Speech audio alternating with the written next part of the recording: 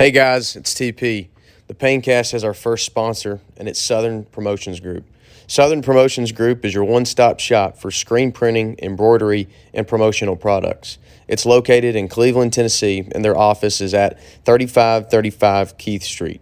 I know Dad has used Southern Promotions Group on several occasions and has always loved the service and the product that Travis puts out. You won't find a better guy to handle all of your team's needs. Check out southernpromogroup.com for more info. That's southernpromogroup.com. College is a life decision. It's more than just baseball. And I'll tell you what, Greg and Tyler and myself, we love our baseball. It's been a part of our lives, our entire life. But we understand that. Like I said, I could call Tyler up anytime, and I know he'll answer. We and talk. He can do the same for me. We almost talk every probably day. 3 or 4 times a day, anyways. Yeah, that's the relationship. That's what you're actually putting forward. Baseball is just the first step. That's just the first notch of your experience at college.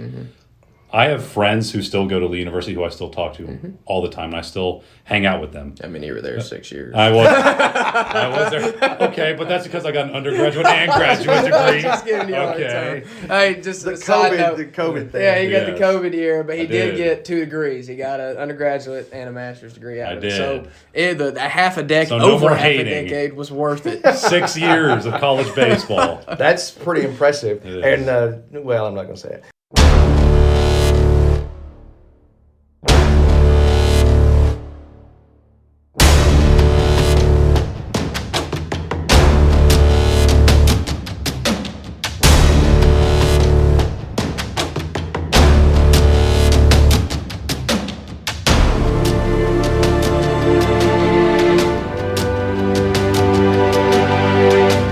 All right, welcome into the Paincast, the second edition of the Paincast. Guys, we didn't get thrown in jail after the first one. We got the cards and letters have been streaming in, praising the interesting information that we gave out and just begging for more of the Paincast. So we're back. This is Greg Payne. I got Tyler Payne, Ryan Beamish here with me, and let me tell you what we're going to talk about. First of all, we're going to talk about, I'm not sure if you guys know, but Alabama got beat this last weekend at Texas A&M.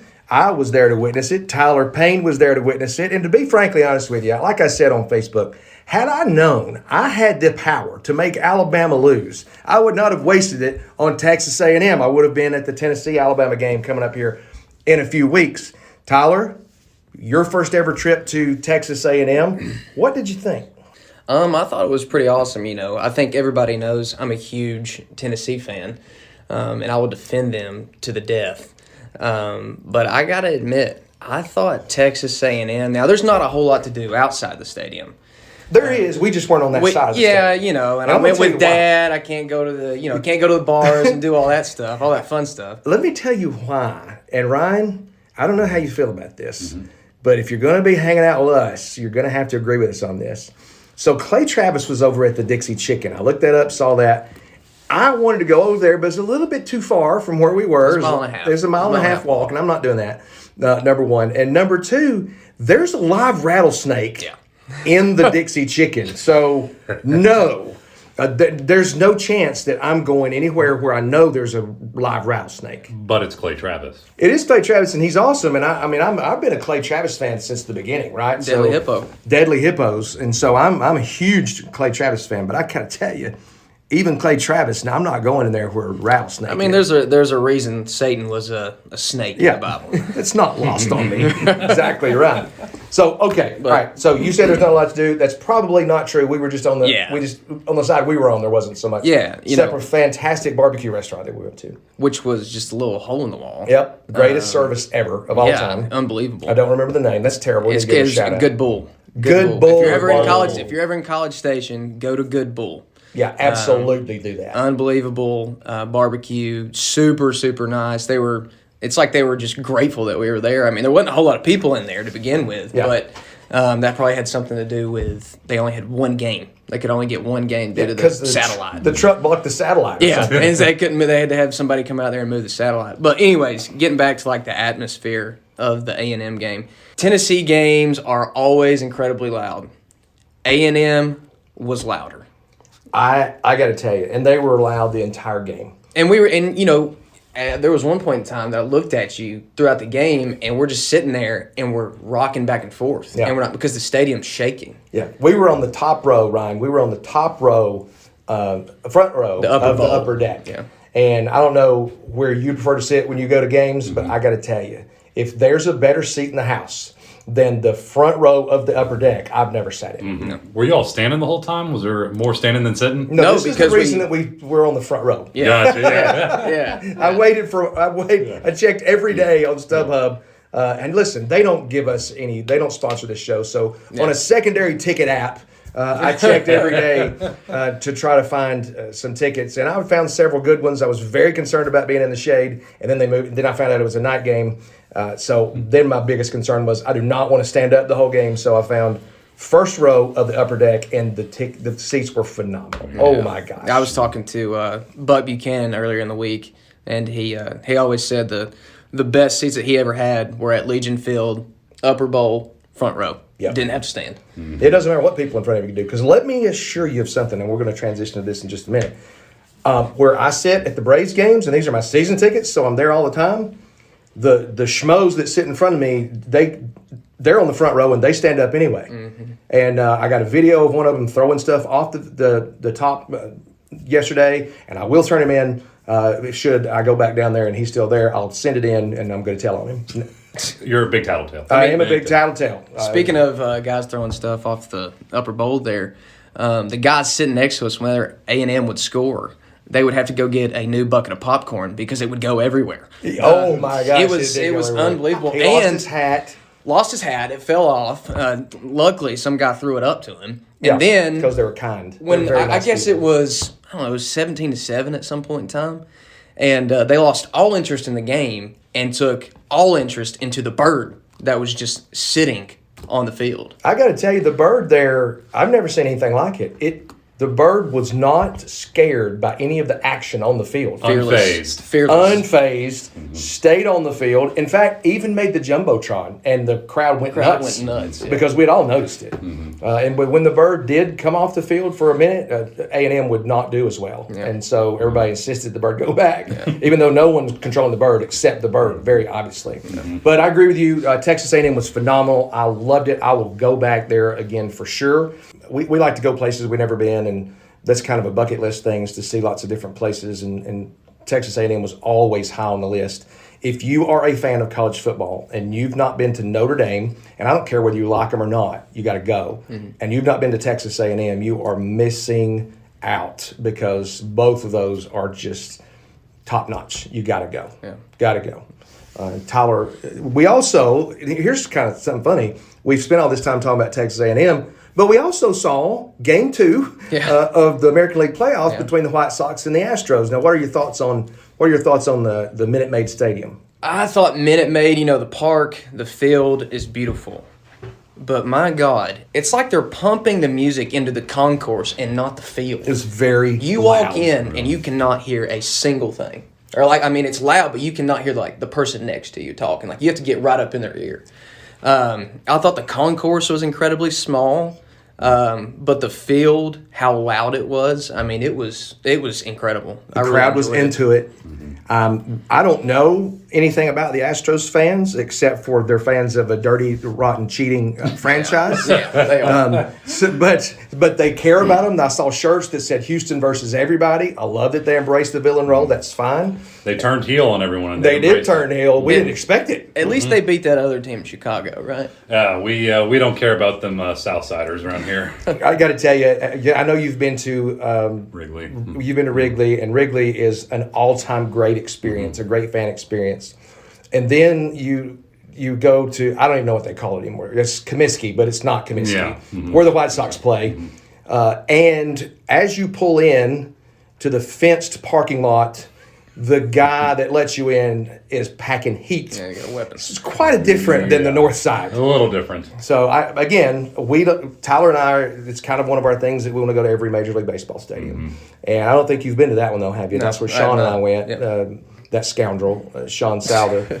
We went Just so there. everybody knows, we love Sean Souther, and we're just giving him a hard time. One of my all-time best friends. Seriously, one of my all-time best friends. Because last week nobody laughed when Dad was giving him some heat. So, But he is a scoundrel. yeah. So, because he went to Dalton High School, and I mean, part of going to Dalton High School is you're a scoundrel. Speaking of a Dalton boy, Lad McConkey.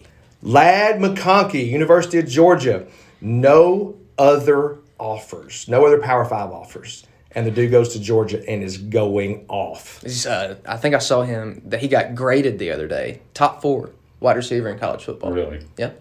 Lad McConkey. Freshman of the week, right? So Yep, freshman of the week. His dad was a fantastic high school quarterback, was a very good athlete. And his brother Hinton, very good high school and college athlete. Quarterback So- at West Georgia. And West Georgia was, I believe, the number 2 team in the country there for a little while Hinton was the quarterback. Yeah. So he's from North Murray High School. Got to give a shout out to North Murray and their coach Preston Pogue, also a scoundrel because he went to Dalton High School. I read an article where the Pogue was quoted several times today because, this hurts me to say, but the McConkeys were Tennessee fans for as long as I've known them. Yeah. I've known Hinton since I was like 8, 9 years old, so Yeah. I've known Ladd since he was before that. Yeah. And, he talked about how Ladd wanted to go to Tennessee so bad. And everybody knew that. And then he ends up at Georgia, and now he's tearing it up. Now, it hurts, but I love to see Ladd doing well. So, Doing well for the enemy. That's a problem. yeah, doing well for the enemy. Yeah. But you have to be so happy for him because he's just he's a good guy, good family, and local guy. You want to see a local guy do well, and Ladd is certainly doing that. That dude can fly. He's, we were talking about it the other day, I guess, when we were together. They clocked him at like 22 miles an hour. That's faster than anybody in the NFL right now. You know what happened when he told me that? My hamstring popped. Just from hearing it. Yeah, just from hearing it. So that's fast. All right, so we went to Houston. We saw a good game there. Houston won, and now they're moving on, and they'll play Boston. And so let's transition down to Atlanta. And listen, I'm on maybe the hottest of all-time fan streaks. Yeah. I go to Houston and the Astros win. I wasn't really pulling for the Astros. I didn't care. No. But I got to see a good game. It was loud, and the home team won, which was fun.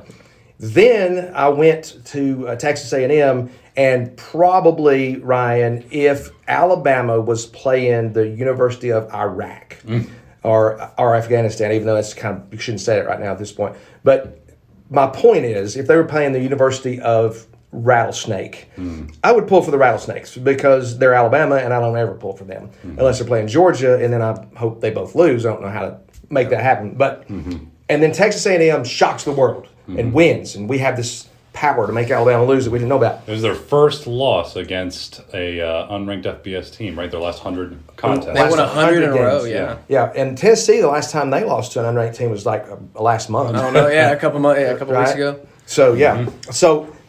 Anyway, they pull that. Then Monday, as you know, I'm a season ticket holder to the Braves and playoff. One of the big reasons I wanted season tickets was so I could go to the playoffs. And got the playoff tickets, went down there without Tyler Payne. He tapped out on me that day. I did. Had to work. He had to work, which insinuates that I wasn't working. That's not true. But I was in the great city of Dunlap, Tennessee. Shout out Ben Dean. Ben Zane Dean. Ben Swanner, Dean. Red, Peyton Tate, all them boys, Jacob Morgan, all them. Do they know how to work cell phones over there? Can they listen to this podcast? I'll probably send it to Ben and he can figure it out. So I saw the Braves throw the second shutout in a row. It was fantastic. Ian Anderson was great. And it's Jocktober, so Jock Peterson hit one about 500 feet. You're welcome. By the way, as a Cubs fan, y'all are welcome for that. I was going to ask you about how your thoughts. You can participate in some of the Braves. You can pull for them because there's a Cub on there. The Cubs had more people in this postseason, I think, than any other team who wasn't in it. Of course they did. I mean, Craig Look Kimbrell up for their the White whole Sox, team. Chris Bryant for the Giants. You got Jock Peterson now And for then the Braves. Rizzo and in the Rizzo for the wild card Yankees. game. Yeah, Yep. So they blew up their whole team and gave them all to contenders and we're going to start over. exactly. So, but anyway, saw that, and then last night, Tyler and I we reunite. We use our powers again To cause mayhem. cause mayhem, and will the Braves through with Freddie Freeman just mashing the first pitch he saw into the left center field stands, and it was electric. TP. Oh my gosh! Hey, there had been a couple. It's so funny to go to MLB games and watch people as soon as the ball goes in there. Oh, they're so excited. Oh, yeah. And everything. Even if it's a routine pop-up. Yeah, shortstop. Yeah, the Everybody's going shortstop. crazy. Yeah. And then, when Freddie hit that ball last night, it was just different. It sounded different. I it was the only ball that game that I grabbed at. I was like, I think that's gone. Yeah. And it was electric for sure. Not to mention, and we talked about this earlier before we started, but that was the first home run that Hader gave up. That Hader had given up the entire season to a lefty.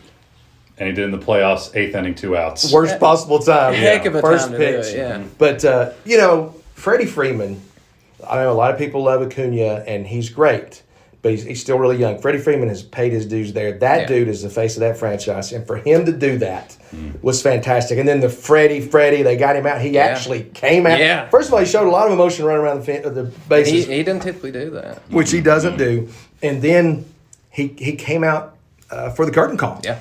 So it was even better. Of course, we could see that because the Colin were standing up, Kaepernick in front of me. And when I say that, Big fro? giant fro. fro. No, he's a white guy, so it's not, I'm not being racist or anything. It was gigantic. Yeah. I don't know how he got his hair like that, but he was there 2 days in a row. Bob Ross is jealous. Bob Ross reincarnated. I mean, goodness. For a fact.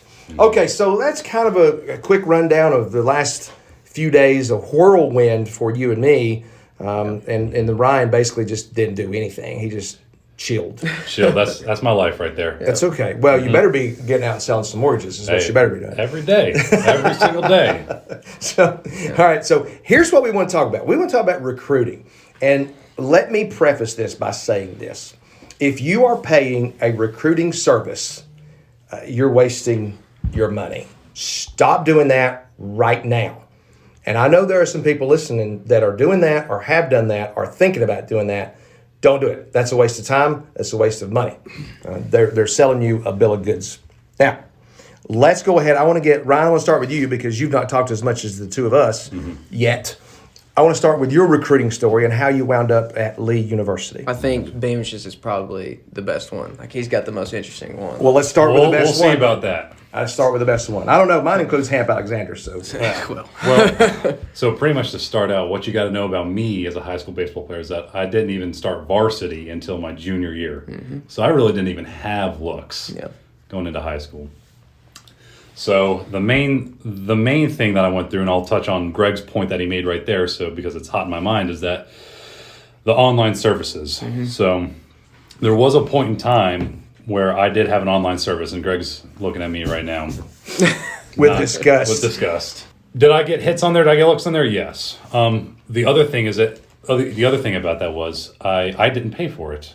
It was a favor that one of my summer coaches did for me. Sounds like a recruiting violation right there. I'm going to go ahead and turn it all in. He helped me out because, he saw potential in me and I wasn't getting any looks and just thought, hey, we need to start something for you and just help out. That's good. So that's where it came. That's where that part came from. So I may not be as anti recruiting online, but I'm not saying it's the greatest thing ever. I wouldn't push it, to tell you the truth. I'm just saying, if you have dreams if your dream is the SEC or something like that, you're wasting your money on that. Greg is 100% right about Yeah. that.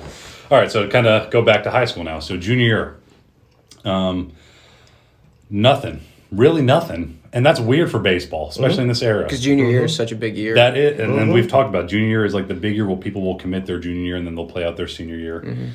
But I really had nothing going into my junior year, and that was my first time playing varsity. And I had friends on my team committed to Vanderbilt or committed to Western Kentucky and committed to MTSU. And it's like, okay, I'm playing with these guys and I feel like I'm on the same level, but I'm not getting those looks. So it really came down to just playing more summer ball, just trying to get out there, get some looks. I did, we talked last time we had this podcast about going to actual, recruiting, like college recruiting camps. Like I said, I didn't really go to any. The one I went to was an accident. Was by accident. I remember you telling me Went to about Jacksonville this. University. I was helping my brother move in. And you just played out of your mind. Played out of my mind. I showed up there, that. and my mom and I were just touring the campus. She was like, "Well, what if I just go to school here?" Because we weren't even thinking about baseball. Yeah. And so we look at the baseball field. turns out that their head of baseball operations is catching a bullpen for one of their pitchers as I walk by. And he's like, "Oh yeah, by the way, we're having a camp like today and tomorrow if you want to join." I'm like, and luckily enough, again, had baseball stuff in my car, in my mom's car. We drove down there. So I ended up doing a tryout at Jacksonville University, played out of my mind at Jacksonville University, and got nothing out of it. It was the best performance I ever had going to a college recruiting camp, and I got nothing out of it. So that was my one personal experience with college recruiting camps. And we paid the money too, like on the spot. Because like, hey, why not just try it? So took we your paid the $100 money. and said thanks. Yeah, and I was Right, like, okay. so yeah, I mean, you're making a great point. I'm going to talk Yeah. about that in just a minute, but Yeah. that's excellent. So other than that, what really helped me, I would say, in this journey was my high school coach, Teddy Craig, put in some good words for me just because, he has connections. And Teddy Craig also was at Eastridge High School and Dalton High School, but he's not a scoundrel. no, not a scoundrel. Not at all. Furthest thing from a scoundrel. So as I was playing my senior year, going to my fall senior year, Coach Craig actually was helping me out, sending some video of me hitting and all that stuff to college coaches he thought I'd be good for. And that's where my recruiting journey, I guess, would really start, was my senior year of high school that fall. And went down to Florida again to go to Pensacola State, and got my very first offer from Pensacola State. And then I actually got another offer from another school that same night that doesn't exist anymore. I think it's Good thing you didn't go there. I want to say it's called St. Francis or something, like an NAIA school in Kentucky. They don't exist anymore. But actually, Belmont's volunteer assistant Matt Thomas helped me get that connection there too. So what I'm kind of going to lead into is that your coaches really are an advocate for you. Oh, 100%. Like, they're the biggest advocate for you. Because like I said, we just talked about going to college recruiting camps doesn't really, like, you pay your money. Yeah, you'll get seen. Yeah. But what does that really get you? It doesn't really get you anything. You have to have someone behind, and you have to have someone in your corner who knows people, who can put it out there, who will vouch for you. And that's what someone like Teddy Craig did. Someone like Matt Thomas did. That's for me. right. All That about and connections. if you really have some tools. Yeah, I mean, obviously, if you got to really, play. If you really stand out, I mean, that'll make a difference. Yeah. And so we're going into spring. Had an offer from Pensacola State. Decided kind of in my spring I wasn't going to go there. Just wasn't the right fit, for me. As I was playing through my senior season, I started to get a few more looks. One was, and pretty much ended up being between Trevecca and then Lee University. Now, Lee University, how they found me. Hey, no knock on Chad Marsh there. No. Well, we love Chad Marsh, but we don't love Trevecca because when you played up there your senior year, the concession stand was not open. And we played, I think there were 30 runs scored in that game. Oh, Yeah, it was it's terrible. It was abs- insane. yeah. It was They also terrible. made it to the College World Series this year, so. Yeah, but it was All right. that was a terrible day. No, It was. no concession. It was a very long day. Yes. So, but what happened was, Trevecca really didn't start seeing me until we made to the playoffs in May. And Lee University didn't see me. It was actually by complete accident. Assistant coach Justin Dedman came up to watch my friend Luke Yates pitch. They were looking for a pitcher. Yeah. And we're playing Brentwood High School, our rivals. I went to Ravenwood. The hated rivals. Hated rivals. Hate Brentwood. Sorry, Matthew Batsono, if you're listening to this, I love you, but I hate Brentwood. I hate Brentwood Academy. Oh, yeah, Just there we for go. Their association. Exactly. So, by chance, Justin Dedman ends up sitting next to my mother at the game. He just shows up to the game, and my mom's just sitting there watching me play. No, she wasn't. Listen, I've sat next to your mom in lots of games, Okay, and that's she true. wasn't ever just sitting there watching you play. That's true. Okay. Definitely giving the umpires some crap. She was sitting there doing some verbal attacks on someone, maybe. No. For a fact. But Justin Dedman ended up, for some reason, was next to my mother in that game. And also in that game, I ended up hitting a ball probably like 450 feet off Brentwood. Yeah.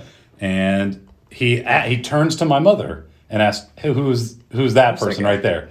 And of course, my mom's like, oh, well, that's my son. That's my baby. Yeah, there we go. So Justin Dedman gives my mom his card. And later that night, Coach Dedman calls me and have like a good conversation, probably about an hour long, just talking about Lee and baseball and if I had any other offers, things like that. And then, a few weeks go by, don't really hear anything. I think they're in the NCCAA College World Series. They were. The Christian College World Series at that time. So he was focused on that. So it was pretty much at the end of May. It was like May 25th, I want to say. It was between Trevecca, Coach Ryan Smaltz, I believe, and I was talking with Coach Dedman. And honestly, it came down to making a decision, and Coach Dimon offered me, and I wanted to hear back from Trevecca. And then I just never heard back from Trevecca. I tried to call back. And so my last offer then was Lee University. Take it or leave it. It was like May. It was like the end of May, and my senior year. Yeah. There's such a great story in there. You just never know who's going to be at your game. Always play the game balls to the wall. Always. Because you just never know. I mean, think if something bad had happened and Yeah. you just moped about it. Yeah. And like, here's another interesting tidbit during that time too. Speaking of things you don't know might happen, my friend who's pitching AAA with the Rockies, Micah Katzer, was committed to Western Kentucky. And I remember him, we were playing at Overton regional game. A lot of people there for this regional game against Overton. Spanked them 8-0, by the way. But Not that we're counting. Throw that. not that we're counting. But I remember him telling me that the Western Kentucky head coach was like going to be there just looking, and they might be interested in me. And I was like, okay, that's pretty cool. D1, like big time. That's what I'm thinking. But there's no money probably involved. It might just be a walk-on spot.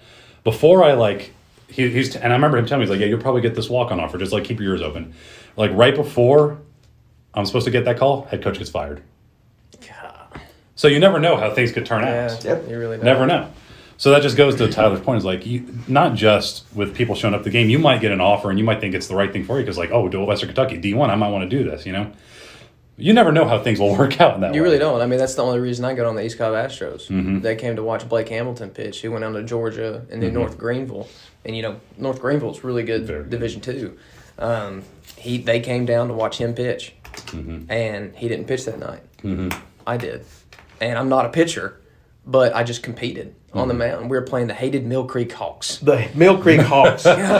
Yeah, we do hate them. But we were playing them, and I played really well, hit really well, pitched really well, and just competed. Competed my butt off. Yeah. And I think, by the time we got home that night, we were already on the phone with Tony Cowart, who was the coach at the time. Right.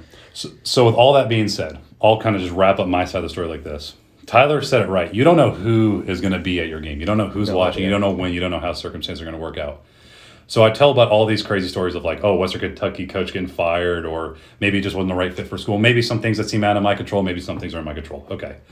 You can forget about all those things that are out of your control, like a coach getting fired. Yeah. What you can control is your effort on the field. 100%. You control how hard you play. You control your attitude. And I made it a point every game. I've made it since high school. I made it in college. I'm playing hard. I'm not complaining. No matter how many offers or looks or how well I do, it doesn't matter. Yeah. You play hard every inning. You play hard every out. And I think, and just because Lee's a Division II doesn't mean I didn't care. I wanted to go there. I wanted a school to compete to play baseball at. That's what it's all about. You're recruiting. When people look at you, that's your recruiting. You are your recruiting. Yeah. What you play on the field is your recruiting. It's not doing all. You can do the extra stuff, and maybe that could help. Doing all these online profiles that you got to pay money for. Going to all these camps that we talk about. Maybe you get looked at there. I know people who've been signed out of camps before. It happens, of course. Small percentage, but yes, of course it happens. Right. The idea, though, is that on the field, when you're playing a game with your teammates, with your friends, when you're playing hard and you're playing against a high school rival, for example, when the atmosphere is hot, that's when they really get to look at the real you. That's the real player that you are. And, I said this to my lesson tonight. I said, if they're there to see you, they already know you can play. Right. They don't want to see you succeed. They want to see you fail. That really is. I mean, and as you know, as a hitter, it's failing as a hitter. Yep. We know that. How you handle that failure will tell you if they want you or not. That's why they're there. They wouldn't be there if they didn't think you could play. Absolutely. Because they wouldn't waste the gas. They wouldn't waste their time. They just wouldn't do it. Exactly. So that just wraps up my story and my thoughts on my recruiting process. Yeah. Well, like I said, I think that's the best one because I think it's incredibly relatable. There's I know there's a bunch of kids that are at Motlow right now, JUCO up in Middle Tennessee, that had a lot of late offers like that. And, some people aren't, fortunate enough to be a freshman and committed somewhere. Shout out Landon Franklin over at Walker Valley, who's committed to Kentucky. But, I guess I'll go into mine. My recruiting was a little bit different than Beamish's because my recruiting started when I was a freshman. I actually did go to one of those camps. I went to a Tennessee camp and actually went on a couple of unofficial visits to Tennessee through that camp. They saw me, liked me, had me up there a couple times. Obviously, didn't work out because I ended up playing at Lee. But I go to that camp, and who's there? Justin Dedman. There he is. He's the lead baseball coach. And, I just went out there, played as hard as I could, ran really well, threw the ball really well, fielded it, hit it really well. I think what caught his eye was when I laid down a bunt and got down the line as quick as I did. But that's really when it began. Because, and I'll say this, I give Justin Dedman credit. That dude might be one of the best recruiters I've ever been around. Because, he lived over in Tyner, and when I was a sophomore, junior in high school, he was coming to my football games with his daughter and his wife.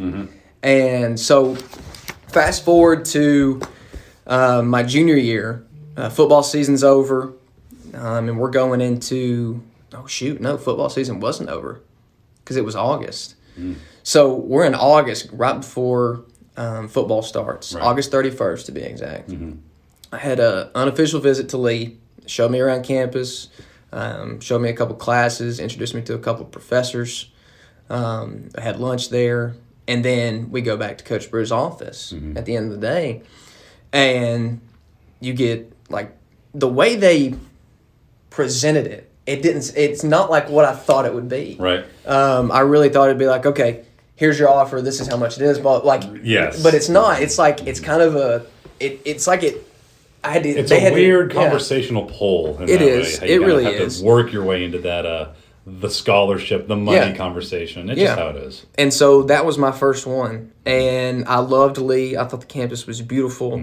They offered me 100%, and I wasn't gonna have to pay anything to go, which is so unusual. Do not sit there and think that you can get 100% scholarship, because the only schools that do that are the only sports that do that are football and basketball. Well, baseball certainly doesn't do it because of the 11.7. Right. Well, they do it. They do it sometimes. Very Sure, Cole Wilcox. Yeah, Cole Wilcox. Yeah, man, a guy like that. But let me interject something here about that, about the 100%. That wasn't all baseball money.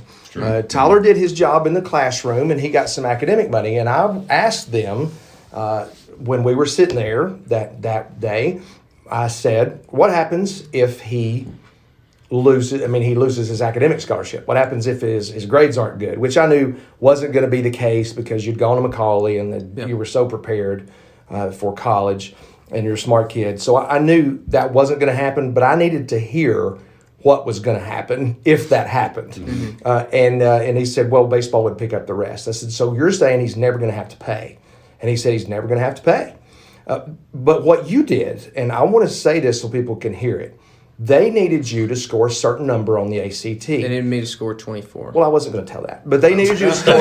They needed you to score. 24 is an average score. I know, but I wasn't. That's I'm dealing in confidentiality. Okay. Yes. So they needed you to score a certain score, and the first time you took it, you didn't make that score. They were still committed to giving you and making sure you're paying 100%, but the higher you made on the ACT, the more academic money you got. So they needed you, and it would have helped you pick up maybe another teammate to take it again. It was $7,000 I would be giving back to the program. Right. You don't realize how that actually works out. It actually helps the program out so they can get another player. Yes. How well Then you they do. can get a Ryan Beamish, something like that. I took the ACT.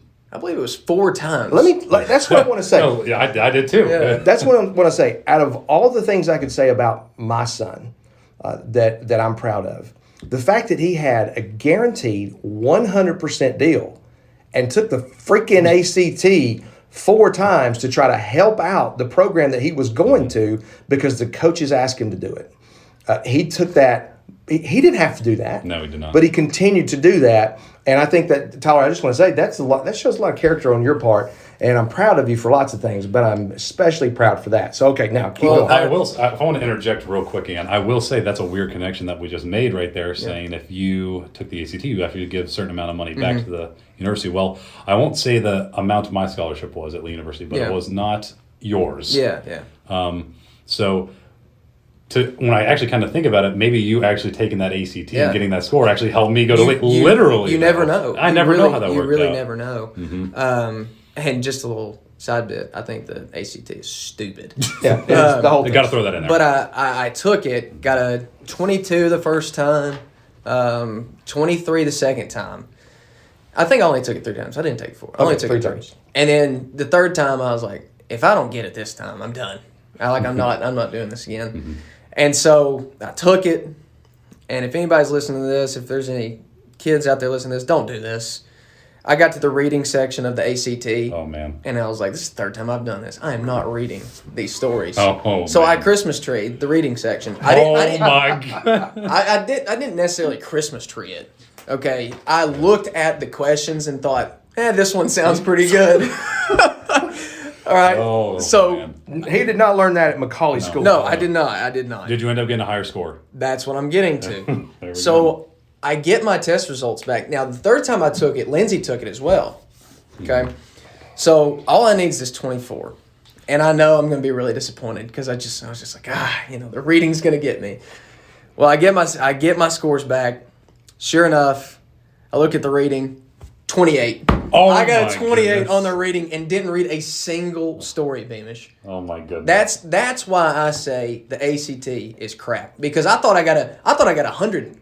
Whatever, 36. I thought I got a 36 on the science section. I got like a 22. Oh, my goodness. And all that is just reading charts. Yeah. But yeah, I mean, we went into a rabbit hole there. But anyway, so that happens. I walk out on August 31st with my first scholarship offer into D2, and no school really wants to be the first one to offer. It's important, guys. Get Yes. your first offer. Your first offer is your most important offer because nobody wants to be the first one through the wall. Yeah, I agree with that.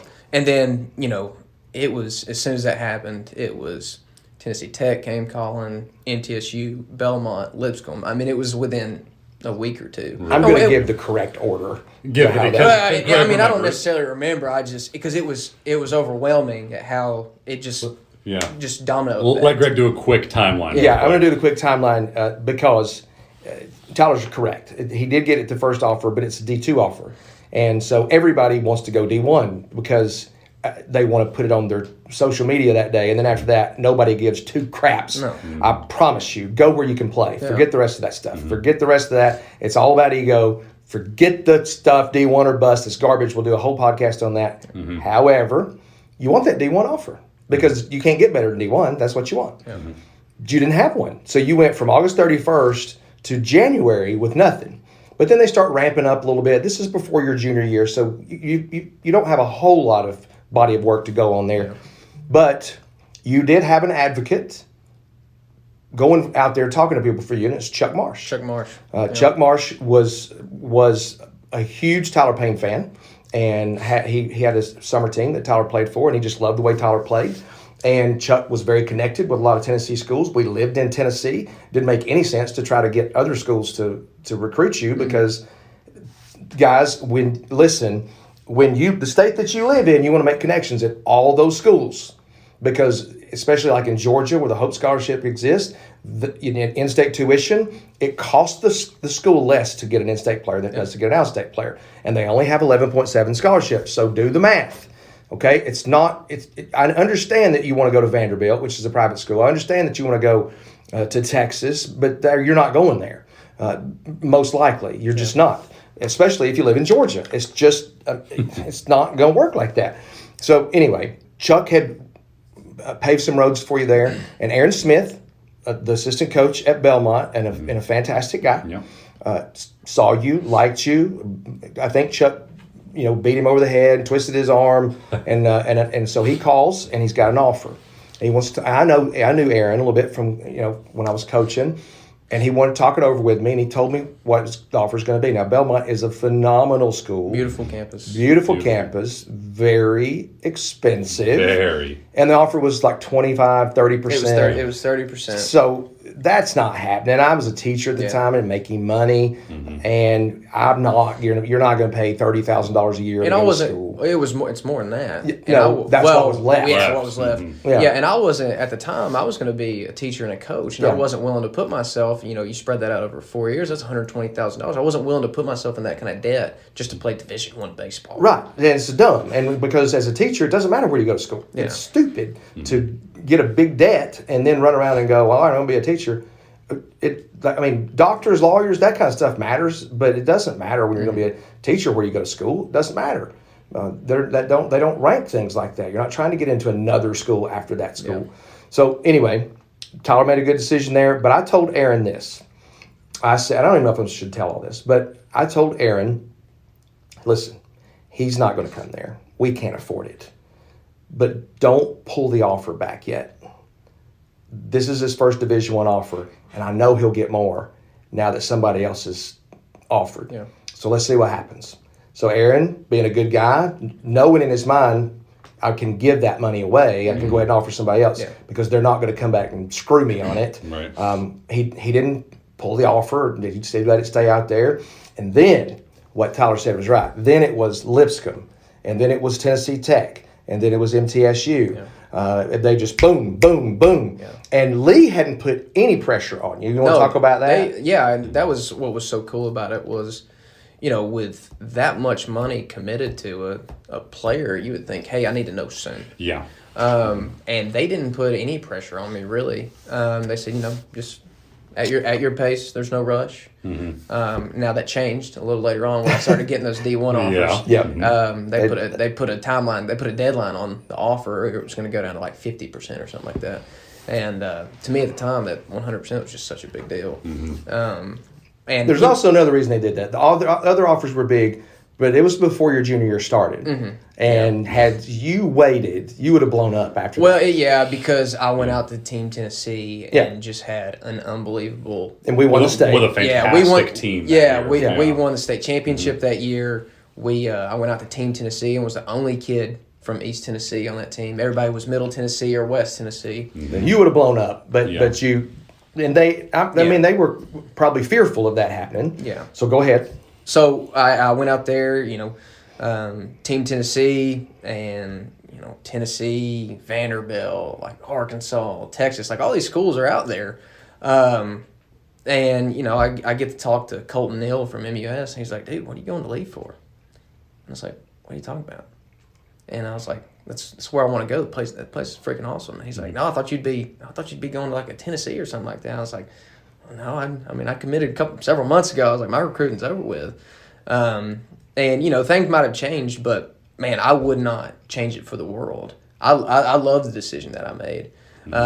But anyways, going back to it, you go on your visits and stuff like that. The Tech, which shout out Tech, Brandon Turner was my recruiting guy there. He runs Exposure now. And the shortstop at the time was a guy named Dylan Boshears, who is Debo. He's the guy second in command over there at Exposure. But then, Lee puts that deadline on me. And once I started getting all those D1 offers, and it was really decision time. And so March rolls around. We're getting ready to start the season because baseball season starts a little bit later in Tennessee than it does Georgia. And I basically get it down to Lee, MTSU, and Tech. And I didn't want to go to Tech. Tech had a great offer. My class, the 2015-2014 class, they were one game away from the College World Series. Yes, an incredible team. Yeah, and so... Tell why you didn't want to go to Tech, though, really. It was too cold. We went there twice. It was just so cold. It was. Here's what's crazy. The one game they had me come up and watch, you know who we went and watched them against? No. Lipscomb. And I had two offers. I had an offer from both those teams, and so I show up, sit down, and the Lipscomb coaches are like, what are you doing? What's this guy doing over there? Yeah. And so it was a little awkward. We left in like the fourth because it was so cold. Yeah, it's cold. But I get it down to them. I basically, told Tech no. And then I made a phone call to a certain school. I won't say what school it was. And this is how it's so crazy. It's just a funny story. I was telling this certain coach, I was like, Coach, I appreciate everything you've done for me. I appreciate the offer, blah, blah, blah, but I'm not going to be coming there. And the next thing I heard was, beep. He hung up on me. He didn't that was it. Oh, that's tough. Well, but that's a great example of there's the coach that recruits you, Yeah. and then there's the coach that coaches there you. is. Yeah. There is. They're the nicest guy in the world till you get on campus. Until they got you. I got you now. Yeah.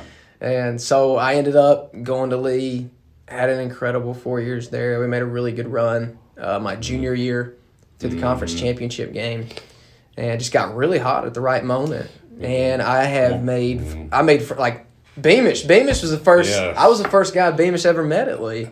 Well, I will say this. I met Chandler Harmon. That doesn't count. You said first guy. You said first A. Chandler, we love you. I swear we do. The Chandy Man. The Chandy Man. I met him at the Middle Tennessee All-Star game because we were both a part of that. Yeah. And we both were committed to Lee at the time. And then I went to campus and met you, and I called you Jonathan for 2 weeks. I didn't say anything. I You didn't know didn't what to say say. anything, yes. So I let him call me John. And then I realized after everyone started calling him Tyler, I'm like, I think I should catch on and start calling him Tyler. Yes. So, but anyways, I made friends at Lee that, gosh, I was in Beamish's You were in wedding. my wedding, I was in yeah. Beamish's wedding. I was in Peyton Meeker's wedding. I'm going to a wedding of someone that I didn't meet till I was in college. He played at Carson Newman. I'm going to his wedding this weekend. By the way, don't get married on a college football Saturday. All right. And had it not been for college baseball, I wouldn't have had those experiences. I mean, here's the thing, and this is something Dad kind of talked to me about. I didn't get to pick where I went to high school. I got to pick where I went to college. And had I, at 14 years old, been given the ability to choose where to go to school, I probably would have stayed. I probably would have chosen to stay at Gordon Lee. But looking back now, 25-year-old self, that's not the right decision. Why would you do that? You didn't possess the tools to see far enough down the road. See far enough Right. down the road. So I will say, parents, don't let your kid choose where he goes to high school. He can choose where he goes to college because that's his thing. I'm going to say this. I'll say it stronger than that. If you're allowing your child to do that, you're not being a leader. You're being weak. You make that decision. You're being a friend, not a parent. Yes. And if that makes somebody mad, oh well. I've never done that before, but that's just the truth. Okay, when I was coaching at McConkey, I'd have people, forever come in there, and every kid would say, "Well, I don't want to leave my friends." Well, of course you don't. But guess what? You're going to one day. That's what I was getting ready to say. Is that was the reason why I didn't want to leave. I didn't want to leave my friends. I'd already done it once, and it wasn't a good experience for me. Now, I'd made great friends at Calhoun. It ended up being awesome. But at the beginning, it wasn't a good experience. But I didn't want to leave my friends. And I will say this. I still hang out with my friends at Gordon Lee. Your childhood friends. Childhood friends. However, it's the guys and girls that you make friends with in college that are going to last with you for the rest of your life. Dave Jarvis said that. He said that to us up in the press Love box. Dave Jarvis. Oh, he's phenomenal. Yeah. At Belmont, we were sitting up there, and he said that. He said, the people that are going to be in your wedding, and the people that They're going to be there for the birth of your child. Like the people that you go to college with. Yeah. And that's true. Especially if you were a ball player. I mean, it's just, people say, what fraternity were you in? I was like, I was in the baseball fraternity. Yeah, yeah. That's what I did. But- and that's what I'm still in. Yep.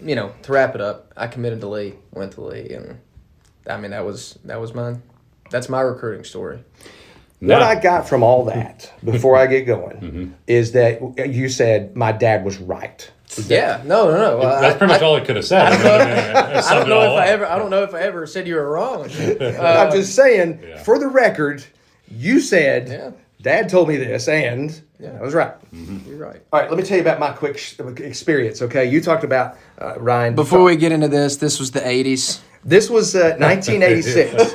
He didn't want to get dated, but Tyler just did it. No, for it him. doesn't matter. Listen, there's no internet, of course. There were no cell phones. There was nothing like that. There was no perfect game, travel ball, nothing like that. There was a red S10 with a big antenna. Yep. And it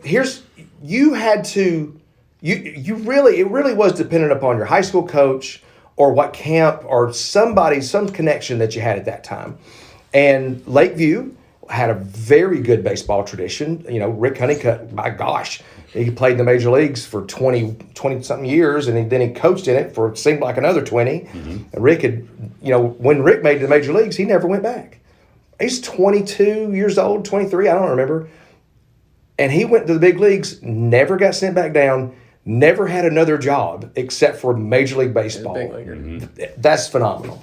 But Lakeview had so many guys who had been successful in baseball, and I was just another one of those guys that fit in there. But I didn't have a position. I was a very good hitter, but I didn't have a position. I never worked on that. You were the DH before the DH. Where was DH then? DH coming in like 73. I did not have a position. I never worked at it. Coach Liner put me at first base my junior year because I was so terrible at third base. And then I wouldn't work at it at all. I just wanted to hit. And that's stupid, is to work on your strengths. How dumb is that? But I was good at that, and I've got my identity from that, and that's just what I want to do. Anyway, so that being said, there weren't a lot of opportunities. I did go to camp at Tennessee, and those guys liked me a little bit, but I never heard anything from them. They offered me a chance to come walk on, which was nothing. Again, out of state, but that was before that was really a big deal. There was no Hope Scholarship or anything like that. So anyway, I got accepted to Georgia. I got accepted to Tennessee. But I really wanted to play baseball. But I wasn't going to get to play at Georgia or Tennessee. So I really wanted to play, and a couple things happened. Cleveland State looked at me and liked me. Chattanooga State looked at me and liked me. Tennessee Wesleyan looked at me and liked me. But Shorter, I had a couple friends there. Steve Turntine was there, and turns out to be one of my all-time great friends. We were good friends then, and then we roomed together when we were there. And so Steve was there. I went down there and visited one time, spent the night. On campus there. I thought that was a really big deal, but I hadn't gotten an offer. I played my whole senior year, hit 453 my senior year. Nobody, no offers, nothing. Talking a little bit. Well, I got this scholarship through my dad's work. North American Royalties is what it's called at that time. It was a $4,000 a year scholarship. Now, that sounds like nothing nowadays. That was a lot. That's a lot of money back then. A lot of money. $4,000 a year. So, but it was only good if I went to a 4-year school. So JUCO was out. JUCO was out for me because it would have cost me $16,000. So now I had to go to a 4-year school, and I had exactly one offer, and it was from Shorter. Coach Alexander came and watched us play down at Boynton.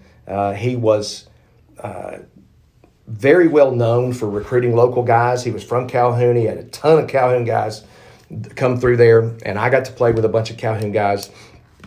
And he just built a nice little powerhouse over there. Shorter NAIA in the 70s was very good. And Bob Long played there for a year and wound up going all the way to the big leagues. But they had other players who were just fantastic. And Shorter wasn't NAIA power at the time. So I'd heard of them, and that was my one offer. Got an academic scholarship, got a Baptist scholarship at that time, $500 a year. Woo! Stacked all that stuff and really didn't have to pay anything. And I got an opportunity to go. I signed after I'd graduated. I signed my baseball scholarship after graduation. So you talk about being late. I didn't know in June, I didn't know where I was going to be in August. And I desperately wanted to play baseball. And Shorter was, at the time, the program wasn't necessarily that great. The program was great. The ball was great. But we played at Legion Field down by the levee, and it flooded, and we had terrible uniforms.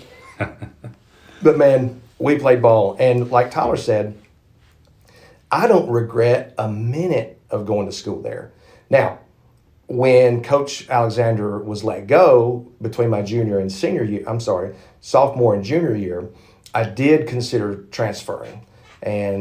But that's a good story in and of itself. Yeah. Well, we'll tell that one for another day because we're running a little short on time. But, yeah, bottom line is I talked to Auburn, and they had this guy. You might have heard of him. I'm not sure. Maybe not. His name is Frank Thomas. Who? Yeah, they had him at first base. Somewhere? And stunningly, they didn't want me and him. So, I mean, I could have gone. But he's not like a Hall of Famer. Never would have played. I would have never played. An interesting stat. And we had family down there, too. We had family down there and still do. Frank Thomas is I think still the only player that played baseball in the SEC that's in the Hall of Fame. Really? Isn't that a crazy stat? Really? Yeah. Look it up. If the MLB would... the Hall of Fame and MLB are separate. They're separate. Yes, National Baseball Hall of Fame would get their minds right, Todd Helton.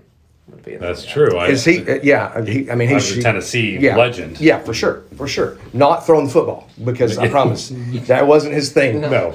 But he could really hit and he could really pitch. He was phenomenal. But yeah, I think that's it. So yeah, and then Eastern Kentucky, Greg Ellis was up there, and then maybe had an opportunity to go there. But once Coach Sampson got the job, and I had known him, he was the third base coach for Southern Tech. I liked him a lot, and when he got the job, he came and said, I heard you were wanting to transfer, and I was all conference, and I said, yeah, I was thinking about it. What's it going to take to get you to stay? And a lot of people would say more money, but I was doing pretty good on the money, except my scholarship hadn't gone up and school had gone up. I said, I want you to pay that difference. As much as school goes up, I want my scholarship to go up that much. Because I had the $4,000, I had the things, but I still didn't want my parents paying any money or much because I led the conference in hitting my freshman year. And I was all conference my sophomore year, and school got more expensive, but my scholarship didn't go up. And I said, that's going to have to go up. So that went up, and then I said, and there's the baseball coach in me coming out. I said, we're going to have some swag. We're going to have some stuff around here that makes us look like we're a program. We're going to practice like Coach Alexander used to say, you can't come out here to practice with a shirt that says Budweiser beer.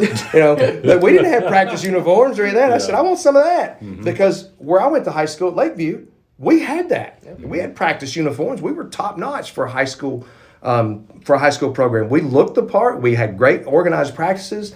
Now it gets shorter, and we're basically, you come out there in your softball outfit, and let's see. Bad News Bears. We're gonna take BP for 2 hours, and let's go back to the campus. Sun's out, guns out, baby. Yeah, I mean, it really was a big difference, and I didn't like it because I was very serious about the program and baseball, and I thought there's a way to do this, and this is not the right way because that's the way I've been brought up. I played for Coach Archer, and he was not fooling with any of that kind of second-rate stuff. So, but anyway, my story not near as fun as y'all's. I only had one offer, and I went there, and I had a great time. I wouldn't change it for anything, and none of us went Division I. And like I said, that's a podcast for another day, talking about Division I.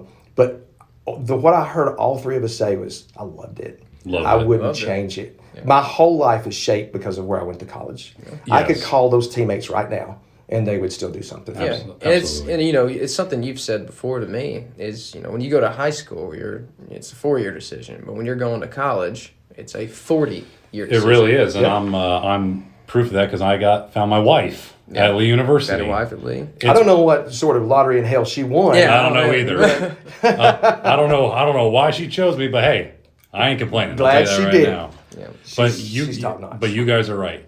College is a life decision. It's more than just baseball. And I'll tell you what, Greg and Tyler and myself, we love our baseball. It's been a part of our lives. I mean, our entire life. But we understand that.